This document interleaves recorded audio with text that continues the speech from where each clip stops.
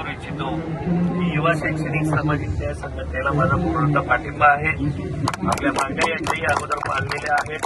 काही मागण्या औषधात त्यांनी मागे केलेल्या आहेत. त्यांचं आदेश रूपामध्ये रूपांतरण व्हावं याकरता देखील मी नक्की प्रयत्न करेन. माझ्यासोबत अनेक समविचारी आमदार आहेत. तुमचे आदरणीय कैलासदादा पाटील आहेत.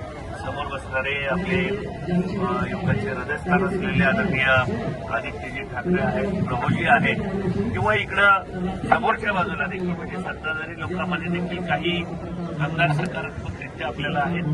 म्हणजे आपल्या लोकांना विनंती आहे की आपापल्या आमदारांनाही मागण्या आपण द्या आणि ज्याच्यामुळं एक चांगली धार या आंदोलनाला प्राप्त होईल.